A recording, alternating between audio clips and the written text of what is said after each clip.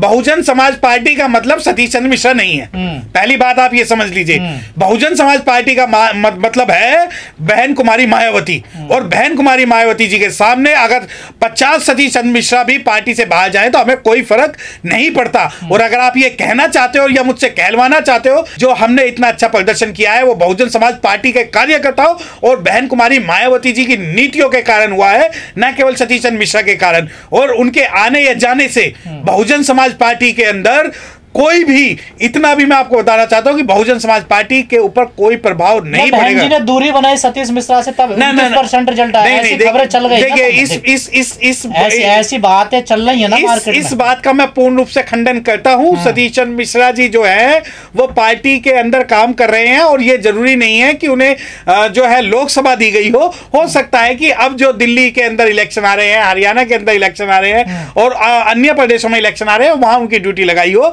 और यहां पर जो वहां के जो लोकल लोग हैं उन लोगों को वहां पर महत्वपूर्ण जिम्मेदारियां दी गई। राज्यसभा का कार्यकाल उनका खत्म हो गया, आपको नहीं लगता? कहा जा रहा कि नकुल दुबे उनके कहने से ही कांग्रेस पार्टी में शामिल हुए। सतीश चंद्र मिश्रा से पार्टी के अंदर कोई भी मतभेद नहीं है, और ना ही सतीश चंद्र मिश्रा का नाम बहुजन समाज पार्टी। नहीं सर, सवाल खड़ा यहाँ होता है, जब बहन जी ने नकुल दुबे को निकाला, कहा जाता सतीश चंद्र मिश्रा के वो राइट हैंड थे नकुल दुबे जी, और यही खबर भी चली, ये भी आरोप लगा कि सतीश चंद्र मिश्रा के कहने से कांग्रेस में शामिल हुए नकुल दुबे। देखिए लोग चाहते हैं कि जितनी भी मजबूत कड़ियां हैं वो बहुजन समाज पार्टी से टूट जाए, तो ऐसा हम टूटने नहीं देंगे। हमें सतीश चंद्र मिश्रा जी की भी जरूरत थी, तो हमें नसीमुद्दीन सिद्दीकी की भी जरूरत थी, परंतु अगर वो आज पार्टी में नहीं है या पार्टी से जा चुके हैं तो वो उनका राजनीतिक जो निर्णय है वो है।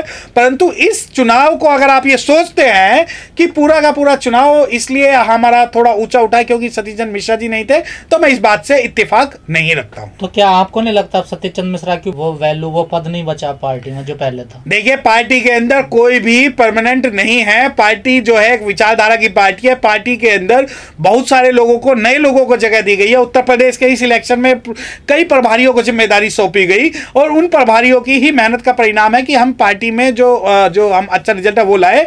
और जहां तक की बात यह है कि इनसे दूरी बनाई गई है, अन्य संगठन में काम उन्हें सौंपे गए जिन कामों को वो कर रहे हैं, और वक्त आने पर आप लोगों को यह बात पता लगेगा कि वो ईमानदारी से अपना काम कर रहे हैं, संगठन के दूसरे पदों पर है। आपका विचार क्या कहता है? क्या बहुजन विचारधारा पे बीएसपी को लौट जाना चाहिए या फिर वही सर्व समाज की बात करनी चाहिए? नहीं, देखिए मैं एक बिल्कुल क्लियर कट ये बात करता हूं कि बहुजन समाज पार्टी के अंदर जो उसकी विचारधारा जो भगवान बुद्ध से शुरू होकर साहब काशीराम तक की है जो विचारधारा, उस पर हमें टिके रहना चाहिए। रही बात सर्व समाज की, बहुजन समाज ही असली सर्व समाज है। दूसरी बात यह कि पार्टी की जो विचारधारा, उस विचारधारा पे हमें अडिग रहना है। लेकिन भगवान बुद्ध को मानने वाले हम वो लोग हैं, और वो कहते हैं कि changes are rule of nature. तो जितना परिवर्तन हमें थोड़ा बहुत राजनीतिक फायदे के लिए करना चाहिए वो करना चाहिए, बल्कि जबकि हमारा जो मूल जो उद्देश्य है उससे हमें नहीं भटकना चाहिए। ये जो 2 लोकसभा के उपचुनाव हुए, अब लोग कह रहे हैं कि समाजवादी पार्टी जो है वो बीजेपी को नहीं हरा सकती, अगर बीजेपी को कोई हराएगी तो बीएसपी हरा सकती है। देखिए ये तो बहुजन समाज पार्टी शुरू से कह रही है कि अगर बीजेपी को कोई हरा सकता है तो बहुजन समाज पार्टी हरा सकती है। और मैं आपको एक बात बताना चाहता हूं कि इस चुनाव के बाद, इस लोकसभा उपचुनाव के बाद आप देखिए कि धड़ाधड़ लोग बहुजन समाज पार्टी में शामिल हो रहे हैं। मुस्लिम लोग भी लोगों को भी ये समझ में आ गया है कि बीजेपी को हराना है तो बहुजन समाज पार्टी को मजबूत करना होगा। और कई बड़े मुस्लिम लीडरों ने इस बार ये जो इनकी पॉलिसी है, समाजवादी और भाजपा की पॉलिसी, उसको समझा है और बहुजन समाज पार्टी को ज्वाइन किया है। तो क्या इसी वजह से अखिलेश ने अपनी पूरी कमेटी भंग कर दी है? क्या ये भी रीजन हो सकता है? देखिए यही तो मेन रीजन है कि उन्होंने पूरी वो कहीं ना कहीं ये दिखावा है कि उन्होंने अपनी पूरी कमेटी भंग कर दी। वो प्रत्यक्ष और अप्रत्यक्ष रूप से, जिस प्रकार बहुजन समाज पार्टी ने अपना कैंडिडेट नहीं खड़ा किया था, तो अगर इनमें दम था और भाजपा को नहीं हराना था तो ये अपना कैंडिडेट खड़ा नहीं करते तो हम प्रत्यक्ष रूप से दोनों सीटें पर जीतते। परंतु इन्होंने ऐसा नहीं किया। इन्हें पता था कि हम अपना कैंडिडेट यहां खड़ा करेंगे क्योंकि बहुजन समाज पार्टी को जाने से रोकना है बीजेपी के इशारों पर, और बीजेपी के इशारों पर ही ये सारे काम हो रहे हैं। और ये बात हम शुरू से बोल रहे हैं। दूसरी बात ये कि इस लोकसभा उपचुनाव के बाद जितना वोट परसेंटेज हमें मिला है, अगर हमने वो मेंटेन करके रख लिया तो इस बार इतिहास बनाएंगे 2024 में। कहा जा रहा रामपुर में आप बीजेपी को जिताने के लिए आपने अपना कैंडिडेट खड़ा नहीं किया। हाँ, तो ये तो समाजवादी पार्टी जिता लेती ना अपने कैंडिडेट को। तो समाजवादी पार्टी ने क्यों नहीं जिताया अपने कैंडिडेट? क्यों समाजवादी पार्टी ने आजमगढ़ में अपना कैंडिडेट उतार दिया? अगर उसे यही था तो वो भी ना उतारती ना, फिर पता लगता। क्योंकि हमारे जो वोट कटे मुस्लिम वोट, दोनों सीट तो सपा की थी ना सर। देखिए नहीं, सपा की तो परमानेंट सपा की थोड़ी होंगी वो सीटें। अगर वो सपा की थी तो दोनों सपा जीत जाती ना। फिर उसने क्यों एक पे ये पिक एंड चूज पॉलिसी क्यों की? जहां उनका कैंडिडेट मजबूत था, जहां उनका कैंडिडेट मजबूत था वहां तो उन्होंने पैचअप करके बीजेपी को जिता दिया। जहां कमजोर था वहां बहुजन समाज पार्टी का जो कैंडिडेट है उसे हराने के लिए आपने जो है अपना कैंडिडेट दूसरा लिया है। अगर मैं आपको शर्त के साथ कह सकता हूं, आंकड़ों के साथ कह सकता हूं, और आप स्थिति वहां पर अगर एनालिसिस करोगे तो अगर दोनों सीटों पर अगर समाजवादी पार्टी अपना कैंडिडेट नहीं खड़ा करती तो दोनों सीटों पर बहुजन समाज पार्टी जो है वो इस बार जीत के आती और भाजपा को हराती। परंतु कहीं ना कहीं अखिलेश यादव को और समाजवादी पार्टी को पता था कि नहीं, हमें तो भाजपा को नहीं, हमें बहुजन समाज पार्टी को हराना है। तो उनकी ये पॉलिसी थी। हमने वो समय भी देखा है जब बीएसपी 0% से शुरू हुई और उन्होंने 4 बार उत्तर प्रदेश की मुख्यमंत्री बना दी।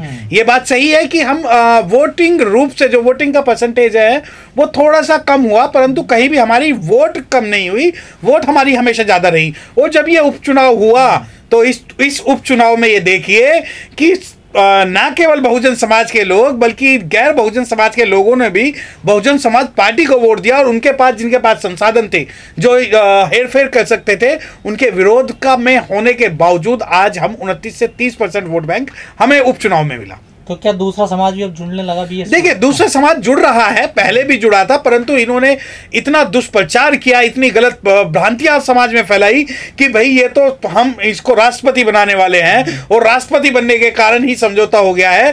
परंतु दूसरे लोगों को सच्चाई सामने आई। अटल रहा जो अपने पथ पर लाख मुसीबत आने में, मिली सफलता जग में उसको जीने में जीने में और मर जाने में बहुजन समाज पार्टी अपने सिद्धांतों के हिसाब से चलती रही।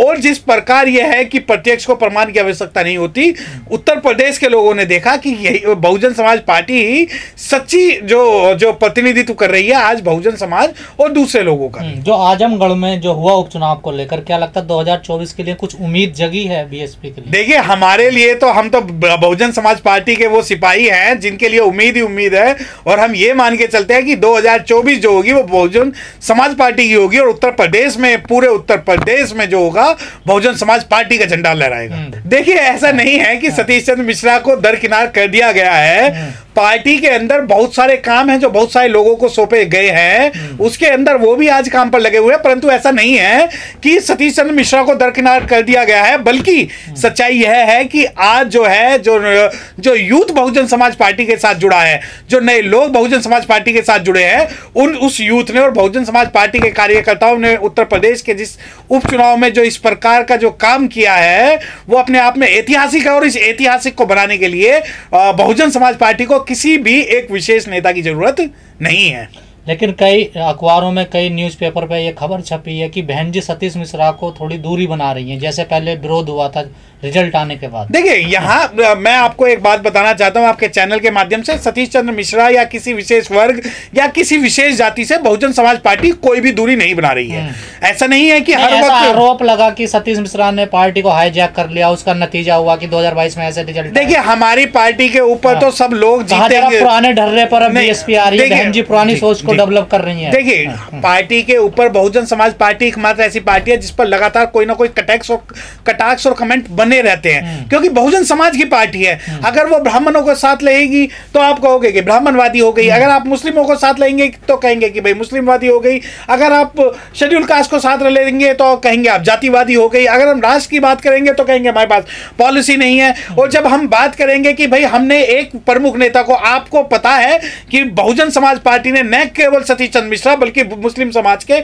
बहुत सारी लीडर्स को प्रोजेक्ट किया और उन्हें आगे रखा है और उनकी देख रेख में चुनाव हमने जिताए भी हैं और उसमें बहुत अच्छा हमने जो है। लेकिन सवाल वहां खड़ा हो जाता ना, जब उपचुनाव होता आजमगढ़ का तो जो स्टार प्रचारक है सतीश मिश्रा का नाम उस लिस्ट से गायब था। देखिए, अभी 3 दिन पहले जो लखनऊ में मीटिंग हुई है प्रदेश भर की, वहां से भी सतीश चंद्र मिश्रा गायब थे। देखिए, ये आप और जो मुख्य धारा के जो चैनल हैं वो इस बात को कह रहे हैं। देखिए,